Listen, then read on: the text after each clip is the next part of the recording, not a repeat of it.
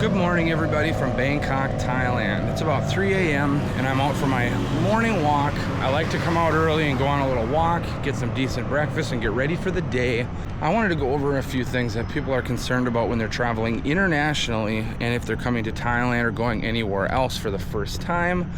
I've helped multiple people come over here over the last couple of years, and a lot of people, pretty much everybody, has the same exact concerns when it comes to traveling internationally, especially if it's their first time. Some of those things would be, the immigration process and going through customs and so on, connection flights, finding a decent place to stay and stuff like that. So let's go over a few of those things now. So the first thing is flights. Well, sometimes I use a third-party app to try to put together a flight schedule, but I would never book a flight through a third-party app. If I was you, I would advise you not to, because if there's a canceled flight, the odds of you getting your money back are almost zero. So use, apps like booking.com and Kayak and stuff like that to put together an itinerary and then go directly to the airlines themselves and book with them directly. That gives you the ability to check in online and have all your boarding passes sorted out by flight carrier. If you book through websites like booking.com and Kayak, some different companies like Sun Country, for example, will not let you check in online. And China Airlines is another good example. I've booked through booking.com before and I couldn't check in online through those carriers, so then I had to go through the process of going back out through security and checking in, and it makes the whole process a lot more difficult. So always, if you can, book directly with the carrier that you want to use. Only use third-party apps to put together the itinerary so you know what flights to look for your trip.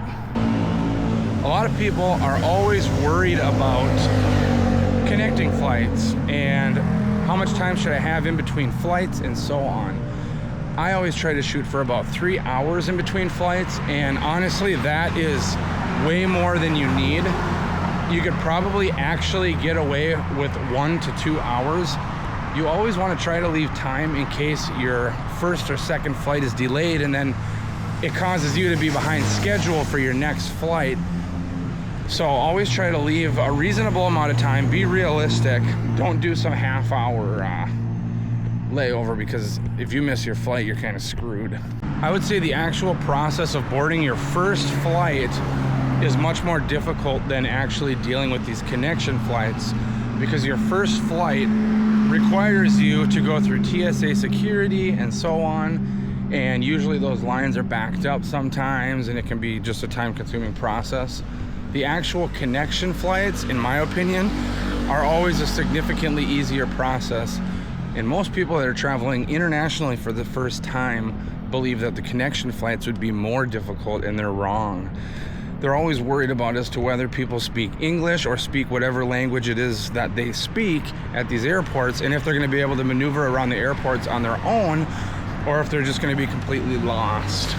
Every airport that I've come across in Southeast Asia and just over here in general, there's always employees that speak fluent English. But realistically, in my opinion, you almost every time don't even need to reach out to anybody.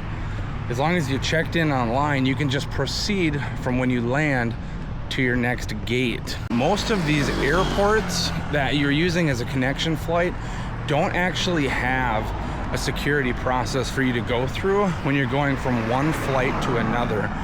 A lot of airports, you can come in, you'll land, you'll onboard, and you'll be able to proceed directly to the next gate without going through any security or talking to anybody at all. But of course, every once in a while, you're going to have a airport that does have a security. For example, Hong Kong, they have a really small security area for connection flights, but honestly, it takes you probably 5 to 10 minutes maximum to get through. It's a lot faster than the average TSA security areas in most American airports that you're going to go through initially, and there's nothing to worry about it. So when it comes to the flights, in my opinion, what I would tell you, book your flights. Don't worry about it. It's not a problem at all. Just leave yourself 2 to 3 hours of time between flights. Don't book with third-party carriers. Book directly with the company that you want to fly with, whether it's China Airlines, you know, or whatever. It doesn't matter. Just trust me, it'll make the entire process significantly easier and save you money if things go wrong. But hey, things aren't gonna go wrong, right? We can't look at it like that. We just gotta stay positive, smile, be happy. You're going on vacation, for God's sakes. Now, another thing, people always worry about their cell phones. Is my phone gonna work? Well, I can tell you if you're coming to Thailand that there is a high chance that your carrier is not gonna be supported here on these cellular lines. So my go-to SIM card would be DTAC. I'm just familiar with them the most. I just believe that they have the best service for the best prices. But other reputable companies in the area would be AIS or True 5G. Any of those SIM cards are gonna be fine. And remember, if you go to a 7-Eleven and you buy a SIM card and the time runs out, let's say you get a 2-week SIM card, you end up staying for a month. Don't buy another SIM card. Go in there and ask them to recharge it for 2 additional weeks, because it is about half of the price of buying another SIM card and you're gonna get the same coverage. The thing people are concerned about when they come here is transportation. How am I gonna get around safely? To be completely honest with you, there's many different ways to get around. I prefer to ride the SkyTrain or other subway systems pretty much everywhere I go on Earth. That would be my go-to. It's the most cost-effective and it's very safe and usually clean in most of these countries over here.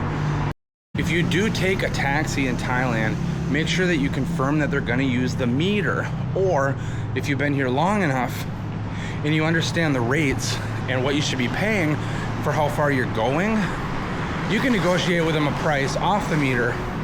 But if you're a first timer here, I would highly suggest that you really request that they use the meter. And if they won't, find another taxi driver. There's other forms of transportation here as well, other than the taxis and the subways and trains. You can actually ride on the back of a scooter, for example, and pay them, and they will drive you around town. But I see a lot of kind of risky situations in that, in terms of people not being safe. You don't necessarily have a helmet on you, so I wouldn't necessarily advise that form of travel to you if you're not experienced with it. You'll see a lot of locals traveling that way, but for an unexperienced foreigner, it's kind of a toss-up as to who you are, as to whether that's a good idea or not. One thing that you need to keep in mind if you're using Grab for the first time, especially over here in Thailand, is that if you book a trip and the person's like, be there in 10 minutes, and then all of a sudden they said, hey, something came up, my car broke down and I can't make it, can you cancel the trip? Do not cancel the trip. Leave that up to them, because if you cancel the trip, you might not get your money back, and you just didn't get anywhere, did ya? I would avoid tuk-tuks. The prices are high. They try to look for tourists. And then they'll try to convince you to go to these stores that they're partnered up with people to get a commission if that store will sell you something, you know, if that tuk-tuk driver brings you there. So originally you want to go, you know, to Central World or something, and all of a sudden he's like, let me show you these stores quick. And you're running all over the place because this guy wants to show you these stores that you don't care about at all.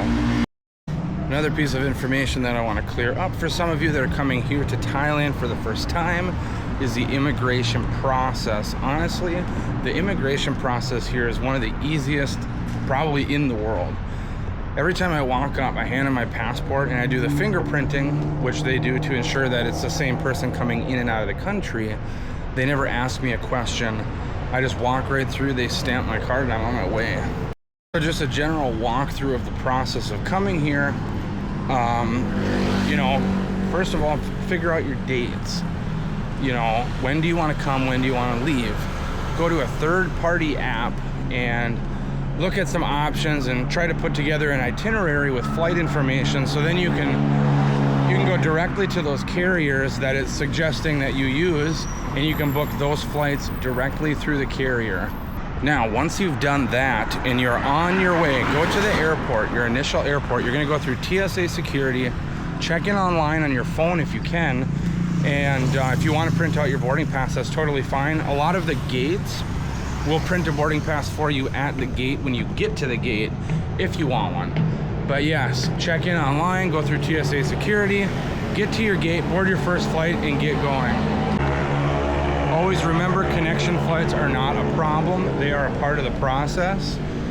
And most of them are very easy, and most of them don't have security. So you can off-board the flight that you came in on and head straight to the gate to get to your second flight. It's super easy. Don't stress about it. Just give yourself enough time between those flights. 2 to 3 hours is what I typically suggest, just in case, you know, your previous flight gets backed up. Give yourself enough time. So the immigration process, super easy. When you get here, don't worry about it. They ask you almost no questions. You're in, boom, boom, boom. As long as you did everything right. Keep in mind that the TDAC is going to be required as of May 1st. But again, it's very easy. You can go watch one of my previous videos and I go over all the information that you're going to need when you're submitting the TDAC. Once you've made it through immigration, there's going to be the taxi services outside of the airport, and you'll need to print off a slip from the kiosk and then go to the taxi driver and ask them, are you using meter? And if they won't answer the question, just go print a new slip off and move on to the next guy. Unless you want to pay whatever the rate is that they're gonna throw at you, I would suggest that you just print a new slip. Always make sure that you've screenshotted or wrote down the address or the hotel information or wherever it is that you're staying, because when you get here, your phone might not work, and you can buy a SIM card at the airport, but they're definitely a little bit more expensive than getting one at 7-Eleven. I prefer to get a ride to the condo and then make my way to 7-Eleven and get a SIM card from there. The process of coming to Thailand is a lot easier than most people think that it would be. Most people that are considering coming here, they get stressed out about it and feel anxious. They overthink the whole process and they think it's a lot more difficult than it really is, when it's really not any different than just flying domestically. These airports are super easy to navigate, and there's very few airports that have additional TSA security that you need to run through when you're doing, you know, connection flights and so on. So it is a lot easier than most people think, and your best option is just to pick some dates and book a flight, book somewhere to stay, and head over here. Remember, May 1st, you need to fill out the TDAC. It's super easy. It's nothing to worry about. And don't worry if you can't speak Thai and you're coming to Thailand, because English is on almost every sign. I've met many people here in the last 2 years that only speak English, or maybe they speak English and French or Chinese, and nobody ever has any issues navigating around here. Sometimes you'll come across somebody that maybe can't understand what you're trying to say, and then all you got to do is just grab your phone out, go to your translator, you know, translate whatever it is that you're trying to say in your language to their language, show them, and boom, they can help you out. It's that easy, so don't overthink it, and don't limit your possibilities and your vacation opportunities in life, or maybe even your living options in life if you ever planned on potentially moving, just because you're worried about all these little simple things that they're not a problem anyways in the first place. So get out there, explore, try new things, and travel, love life, and meet new people. And I hope to see you in my next upcoming videos. Have a good day.